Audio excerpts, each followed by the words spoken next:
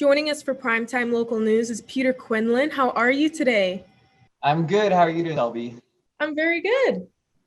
My top question that I'm sure many people are wondering is why such warm weather is happening for us in January when even last year around this time, we were dropping below freezing temperatures. Yeah, this is pretty remarkable, especially for the Lloydminster area. Normally at this time of year, daytime highs are around -11 and overnight lows typically fall into the -20s. But as you know, this year, nowhere near that. We've had this big ridge of high pressure dominating, and that's been pushing the major systems to the north, and that's been allowing some Pacific mild air to flow in across the region a lot more than we normally do. And it's basically because of the placement of the jet stream as well to the north. This is a pattern we often see in mid-fall and mid-spring, but we're getting to enjoy it in midwinter.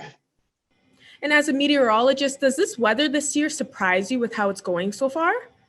Yeah, it actually is, because we were anticipating this to be a colder and wetter than normal winter, and so far it has been anything but. So this is actually quite an anomalous year for us in terms of the seasonal forecast. It is what we call a La Nina year, so that usually means a cold and snowier than normal winter. It does look like that will begin to set up as we head through the second half of winter. So I guess you can say enjoy this warm weather while it lasts. And do you suspect this year's winter season will be worse than last year with how warm it's starting off? It does look like we'll see a gradual cooling trend through the second half of winter, which does really go until early March, but it doesn't look like at this point it'll be worse per se, because we've kind of got off scotch-free for the first part of winter so far. So it kind of makes it not seem as bad. Often the winters that feel the worst are the ones that start early and end late. This one could have a late finish, but I think a lot of us will remember that the first half of the winter was nothing bad at all. And with how surprising the weather is already starting off 2021, do you suspect that there might even be more shocking things to happen this year, like more tornadoes, for example?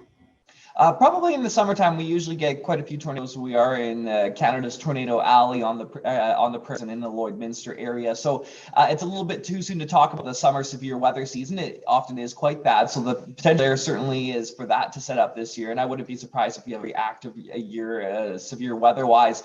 But I think that we will see probably a few more snowstorms and possibly some spring storms that people don't like because they bring in snow that's wet snow, difficult to shovel, and it also just extends winter season. So I wouldn't be surprised if we get one of those winters that kind of drags on forever. But I think we have to remind ourselves that the first winter wasn't so bad. And what else do you believe residents could expect with the weather this year with how it's been looking? Yeah, so it does look like we'll see this colder than normal trend begin to set in through the second half of winter into early spring. So we're looking at a colder than normal spring. In terms of summer, right now, long-range models, which, as you know, they are a little bit variable. They don't always predict things perfectly, as we're experiencing right now in winter, but they are projecting right now a warmer than normal second half of summer. It looks like we could see some cooler spells through the first half of summer and potentially even some wetter than normal conditions as we look ahead to this 6 to 8 months. And do you have anything else you want to add, Peter?